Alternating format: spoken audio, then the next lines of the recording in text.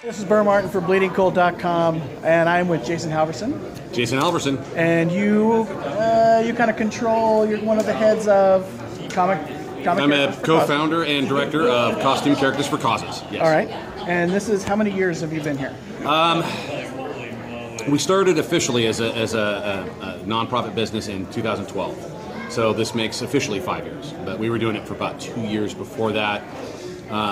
Where we were just a group of 3 people at the conventions, and we put out like a empty bucket, the cheese poof bucket you get from you get like Costco, and people would go by and we'd like yell at them like, "We're costume characters for causes. Give us money." Yeah, we're donating. And it evolved into the table and now into the photo booth, and now we're having all kinds of fun with it. It's great. And now you guys help out the local children's hospital. Well, we've done that in the past, but we kind of in a sort of an objective review of our impact capabilities.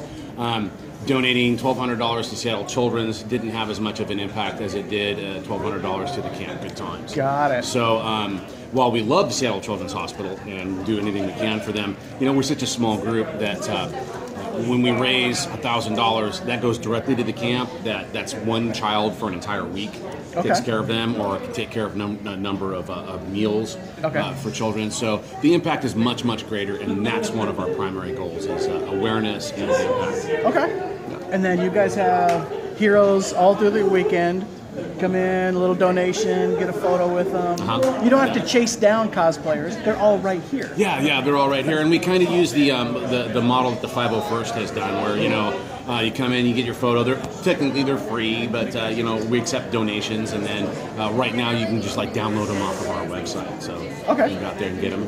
Come in and have a picture taken with a superhero and help a great cause. Oh, and we've got this Funko thing going on. Have you heard about this? Your Funko charity. Yeah, one of our members is a Funko designer, and he's got several of his own personal collection of prototypes. Very, very rare. Sometimes there's only 3 to 10 of those ever made.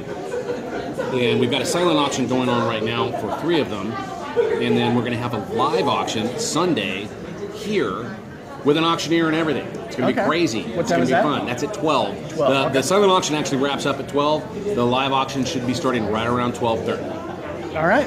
So pay attention. Yeah. All right. Well, thank you, sir. Absolutely. All right. Thank you. Gum, gum, gum, gum.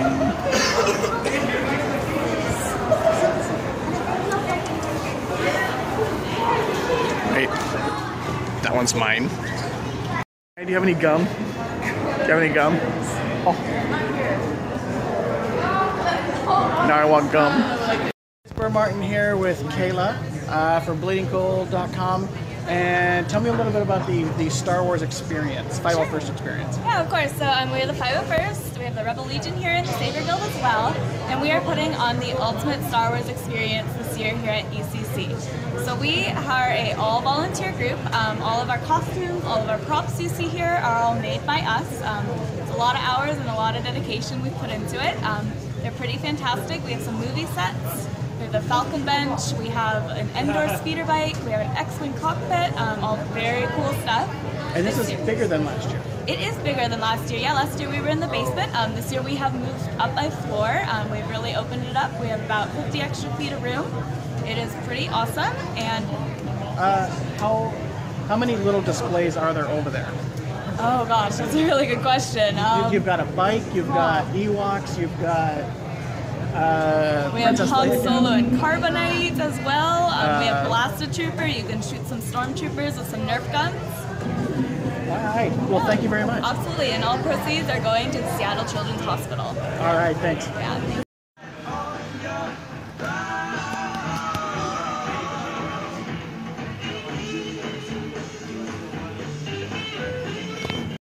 Do you know what I love about Seattle? How they just have random walls. Here, draw on this. Just random walls to draw on. Tell these people who you are. My name is Mike Seibert. I host a college radio show called The Monday Project, which you can catch every week from 7 to 10 p.m. on 89.9 KGRG FM, broadcasting out of Green River College in Auburn. Now, if you can't hear us because we have we're a low power station, you can't really get us where you're at, but thanks to the internet, you can't escape us. You can go to kgrg.com, click on our show page there. We're also, that's where we're streaming. We're also on iHeartRadio, TuneIn Radio, and on the KGRG FM app, free for Apple and Android devices. So I'm on from 7 to 10 p.m. Pacific time. And now, why would I listen to you? What do you got going on? Well, because I'm funny. Okay. Well, no, actually, what it is, so I call my show The Monday Project because basically it's constantly under construction. We're doing different stuff every week. Much like Seattle's roads. Oh, yeah. Oh, constantly. I mean, I got potholes and you know, there's no toll lanes, though. No. Oh, okay. That's yeah, ST3 does not affect my show, fortunately, yet. Wow, that got real political there for a hot second. You sure you want to talk about religion or abortion? Yeah, no, I'm good. Okay. I'm good there. Okay. But no, what we do is we play a mix of our usual format, which is today's rock. And what's today's rock, you might ask? It's whatever the kids are listening to today. So it's a lot of Warped Tour bands. It's what you would hear at Hot Topic. You know, like we play Yellow Card, Sleeping with Sirens, August Burns Red. I listen to all those when my daughter takes me into Hot Topic. So exactly. So it's you know, if any of my friends are listening, they're probably going to start cringing because they're like, stop talking about it being for the Hot Topic set. But it totally is, and that's okay because it's cool. All right. But basically, we play today's rock, but then we also play a variety of music for like for example, I play a band out of Charleston, South Carolina called Mary Tree. Okay. They call themselves grunge metal. And what it is it sounds like, it's so cool because like their latest album just came out and they sent it to me on cassette. So and my car, which is a 2005 Toyota Camry, has a tape deck in it.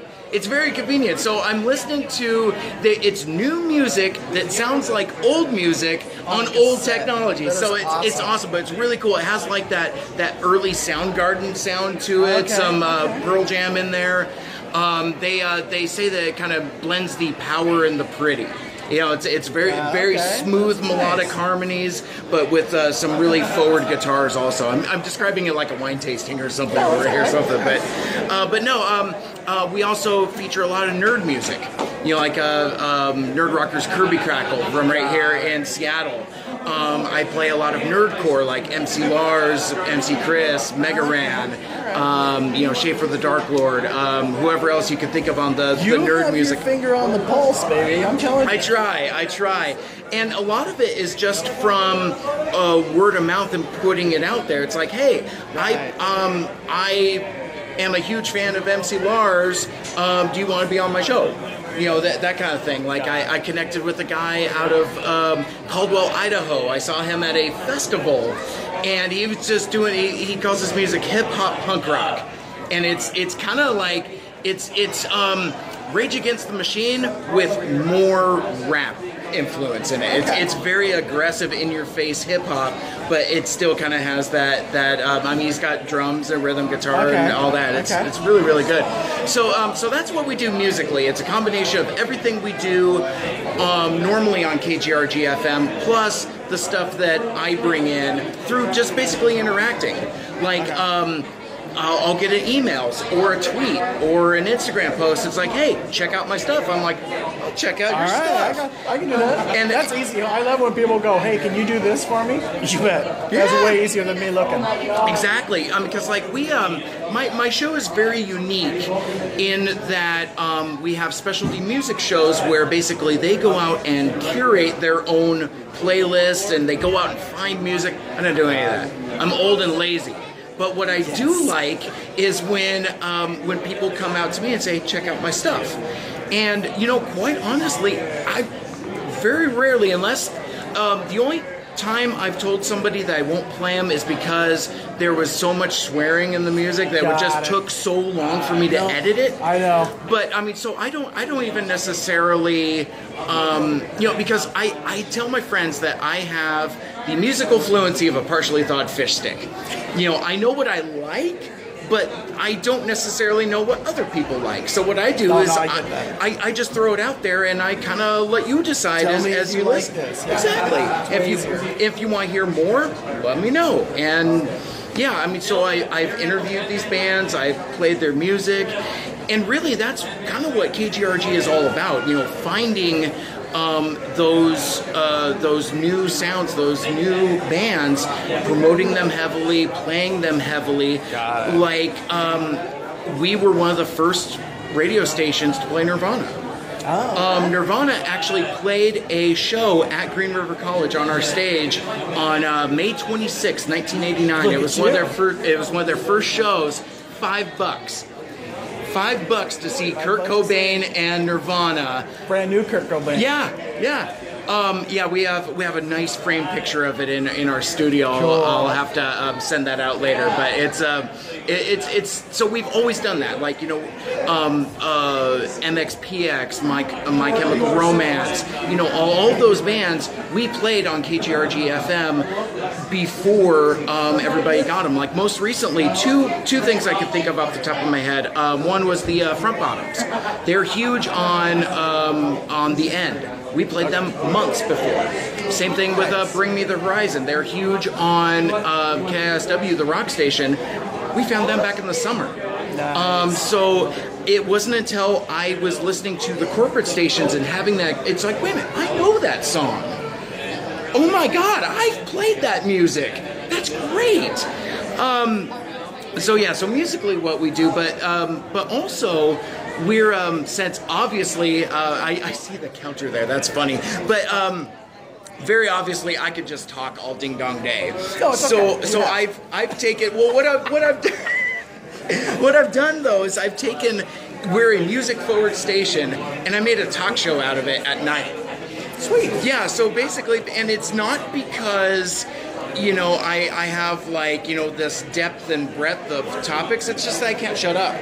No, so it's like we are attention hogs. Yes. And we like to talk. That exactly. Is why. And we think other people should hear us talk. That is why we do this. Absolutely. There was one other reason why I wanted to talk to you. Yes, definitely. Because you dressed up as someone on a Halloween thing. I did. Cool. I dressed up as Wild Dog. Yes. It's him. He's here. I fell in love with this character back in 1987. I grabbed Wild Dog #1 off of the comics rack right next to the copy of Suicide Squad #1. I bought them at the same time. I remember that very distinctly.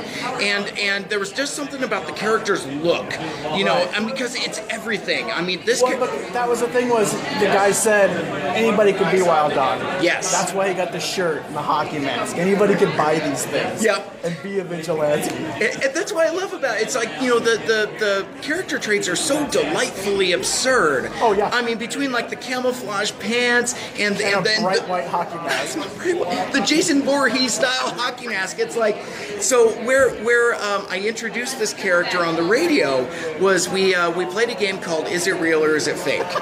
And basically what I did is like I came up with, in this particular playing of the game, they were all real. I put in heroes like I put in Rainbow Raider, Swarm. From Spider-Man. He's the dude made of bees with a purple cape, and Wild Dog. And so basically my co-hosts had to deliberate on whether they thought it was real. None of those sound real. If you told someone, yeah, he's covered in bees. He's made of bees! But, so we got to Wild Dog. We did Wild Dog last. Now, this segment usually goes about 13 to 15 minutes tops. We were talking on the radio without any breaks or playing songs for 38 minutes because we were having so much fun. And I just kept describing this character. I'm like, well, you know, he's a former college athlete and he's a former Marine. Keep going. Okay, cool. All right, we're still good. All right, cool. I gotta wrap it up. My battery's dying. Oh, very good. Okay, so anyway, so it was a really fun character, and he's become the unofficial mascot of our show ever since. Right. And yeah, he's great. All right, so you know where to catch him. Rewind this all the way to the front, and I'll tell you everything. And, there you go. Thanks a lot, man. Hey, thanks a lot for having me. I appreciate it.